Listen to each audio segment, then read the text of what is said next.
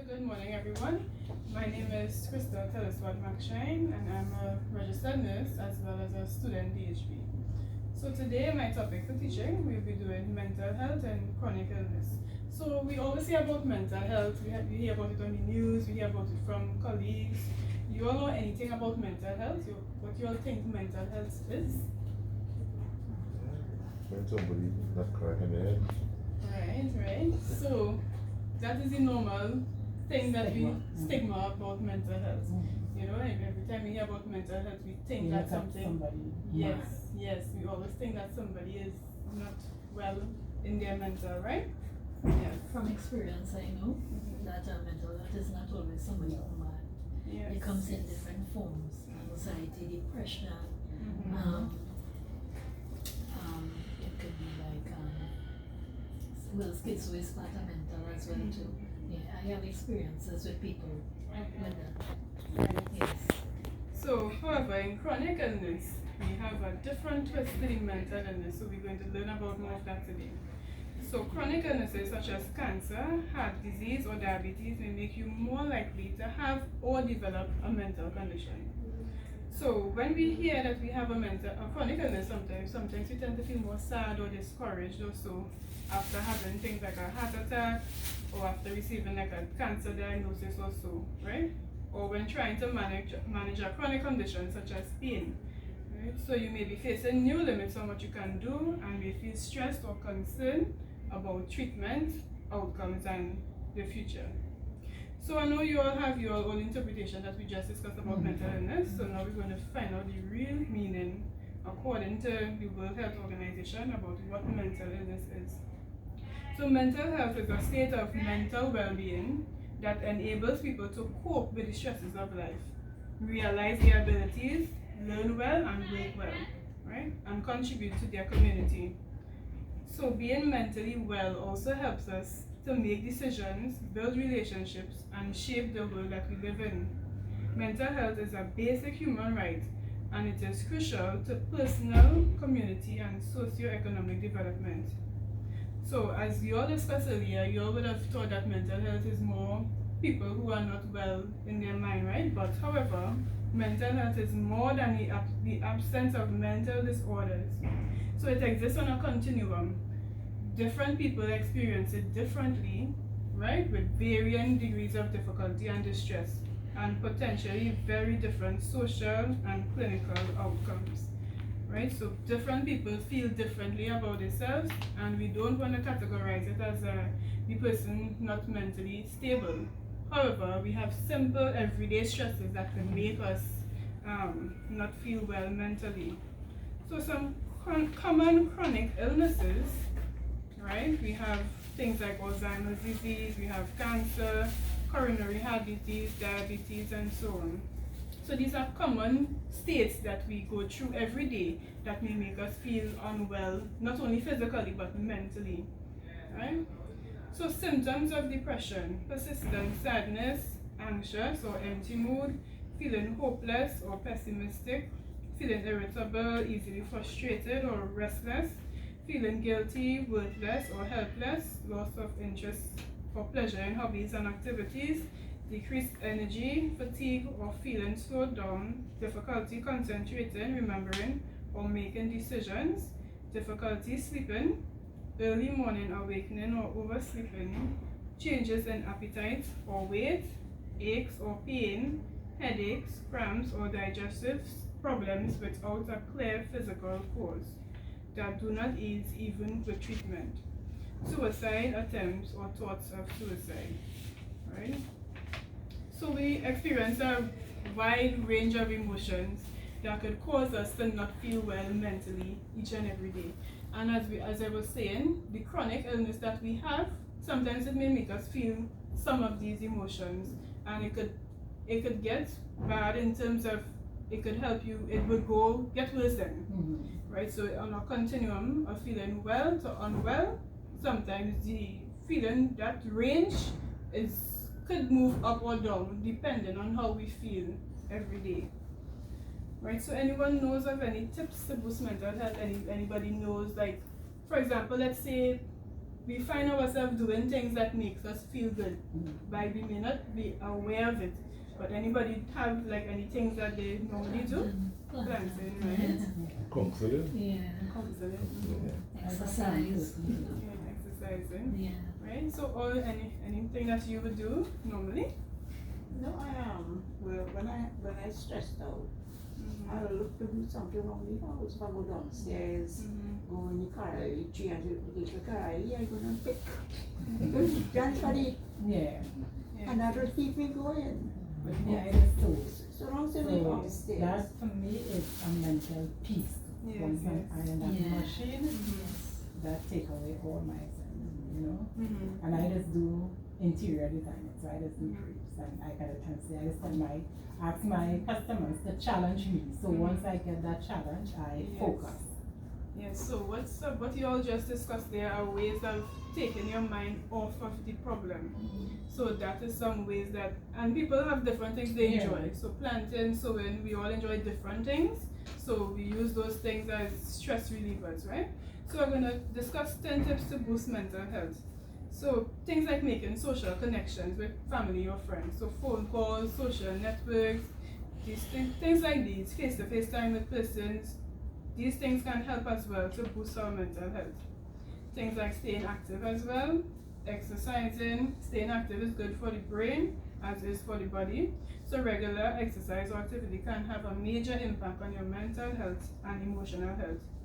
Right? So talking to someone as well. Talk to a friendly face. If you have any concerns or worries and there's someone you could trust, you could probably confide in them to speak to them. Good talk to your pastor as well. Yes, yes. So religious organizations important as well, because those are people that we could trust and we could find some, support there. Right? So that is important. So appeal to your senses. Sometimes listening to an uplifting song, right? I know they talk about squeezing those stress balls. Some people they do that more in different situations. Sometimes walking in nature, hiking, exercising, taking a walk around your community in savannah. Those things that appealing to your senses help you to relax or feel calm. Even going to the beach and all those things help as well. Not even walking right now because the way the crime situation, you're walking, but that brings more stress because you had to be looking over your shoulder, Yes, you yes. know, So sometimes if you can do something in the area because you feel unsafe, but if you have a friend or so going out to the area, probably you could go along with them or so, or family going to the beach or so. Those things help. Right? So take up a relaxation practice like mind yoga, deep breathing exercises, all those things help with reducing the levels of stress. So making leisure time and contemplation of a priority, right? So sometimes we can all be guilty of being too busy sometimes, right? So we need to take down times as well, right? So take some time to relax, contemplate, pay attention to positive things as you go about your day, right? We also want to make sure we keep a healthy diet as well. So foods that will support your mood include beans, legumes, fatty fish rich in omega-3, nuts, for example, walnuts, almonds, cashews, so on, right? Dark leafy greens, right? And dark chocolate has also been found to potentially be beneficial for mental health. So we also want to pay attention to sleep. Sleep is very important to mental health, right? Because people sometimes when they don't get sleep, they're more irritable, they're more anxious. I've heard people saying that particularly when they're at home, they go to sleep later. That might not be always the best practice because you always want to make sure you get an adequate amount of sleep. Around this time, you should be getting around like 6 to 8 hours of sleep for the most. Okay, but not straight from the topic that you on, but I'm going through menopause, right? And the same thing in this asked me about sleep now. When that hot flash takes you, and when they get up 3-4 times in the night, and then when you get up and your AC, whatever, that heat, it takes you a while to go back to sleep. And I think that menopause is something that we all need to address too, because it's a form of depression. Because I speak to a lot of women concerning it, and most of them going through hair loss, they're going through, and many times I hear them say they're depressed. They don't even want to say about the children. It brings you in a mood. So I think from that aspect, saying that you all have this program going on, you all should introduce that and let women be more aware of our bodies, how to deal with menopause, because this morning when I test my pressure, it was 170 over something. By the time I came here, it was 170 something, you know, and that is the problem. It automatically come on. Once that hot flash take it, my pressure will be low now, and I get a hot flash and I go in there, it high. And when the body cool back down, it goes back down. So I think that is something we want to look into and educate us on it. It's a very serious thing, and a lot of women going through that younger in age. But you don't And medicine that. they don't know how to deal with it, no. Because when I started, I was confused, you know, and when I go by the doctor, I was about 35, he told me, say, ma'am, you're going through premenopause. And he just gave me some tablet. Now, being from the era I am from, right? You know, you're growing up, nobody not telling you to take evening primrose to prepare your body for these things, you know. So by the time it come on in you, it's like, poof, everything, and that is where I started to get diabetes from, because the hormones, the body started to fluctuate, and it was a whole, it's when I started to come the evening clinic, and the doctor told me, say, ma'am, you're going through premenopause, and your blood sugar fluctuating, and it just get out of Yes, so that is something we could look it. into. Very serious, yeah. Being in the health field to see how we can better help our Because, clients. yeah, women around 30, 35 now, and it does bring on a lot of depression in women. Yes, yes. So yes, we can see it related, as you said, to Yeah. the depression. So it's Because something valuable. it is a form of mental illness too, Yes, because yes. So it affects your mind. it affects your mind, because you know all of a sudden your body going through all these changes Hello? that you don't know, you know, and yeah, it is a form of depression. So anyone has anything else they want to add or to share? I think weight gain is part of it as well. Yeah. Because one lead to another, thyroids, diabetes, Yeah. everything associated with menopause. Yeah, so everything connected. Yeah. Right? Everything is connected. The meals we eat, the exercise, everything is connected in some way. So we would want to find ways that we could, you know, find some kind of calmness or Yeah, but I think that is a serious issue to educate women. Because Yes. even too in the early when I started, I used to be looking at myself in the mirror and just crying, because it's like you don't understand, you Yes, know, yes. So and you're that's- taking things, everybody giving you advice to take this, take that, and as I started to control it and come out of that era, I'm hearing women. So I realized now it wasn't me alone. Yes, yes. Well, man, that's what I'm so doing. You know it is. Like my husband said. No, He serious. said, my husband said, he said, Yes, "Look at true. that." But I Yeah. know it is Andropause, they honest. call it. Is That's what my andropause they call husband said. He it? I have said, no idea what it's it is. menopause, but it's woman have Yeah. it. No, men have it. Yeah. No, Yeah. andropause, and then let's go to andropause. Yeah. Yes. So we But could I see that have a no lot of idea what things. it is. Yeah. I don't know if I go through it already, if it come, I don't know. You know, so all So of we that, could see that a lot of things. yeah. A lot of things affect our mental state. Yeah, right? and So that we is a have to very find ways. important topic to put Yes, under yes. We will look at that. mental health. So we Okay. have to find ways now in Yeah. order to cope with it. So as you mentioned before about the sewing. So Yeah. even if that time passed, it probably you could get into the sewing afterwards to help you relax. Right? So we also, just to reiterate some points, we want to also find purpose and meaning in things that we do. Right? So this is different for everyone, as we discussed before. But finding purpose in your day brings a big factor to good mental health. So we want to engage in work and play that makes you feel useful, invest in relationships and spend quality time with people who matter to you. Volunteering can help enrich your life and make you happier. Find ways to care for others, which can be as rewarding and meaningful as challenging. And think of one good deed or gesture to do each day. Right? So as we incorporate some of these things, we will be able to see how our mental health improves, right? And most importantly, we want to make sure to get help if you need it, right? So if you or someone that you know needs help in any aspect of your mental health, you have to know where to find help. So if it's an emergency and it's urgent, the matter is urgent, that person can be taken to any emergency department or general hospital, right? So you know sometimes a person really tends to lose it whatsoever, that person can be taken to the general hospital. So patient treatment, normally this is just for general information. For inpatient treatment for extended periods, the person can usually be warded at the St. Anne's Hospital, but that is like extreme cases. That sometimes just go based on referrals or so on, right? And we also have rehabilitation centers, like a Diarima Rehabilitation Center. We also have the Arima Psychiatric Outpatient Clinic. The Sani Grande Valdez Community, this health center has the community mental health services available. So you have to find out from any member of staff how to access those services, right? And we also have substance abuse prevention and treatment centers, which can also be sourced from the health center. We can find out where we can locate these places as well.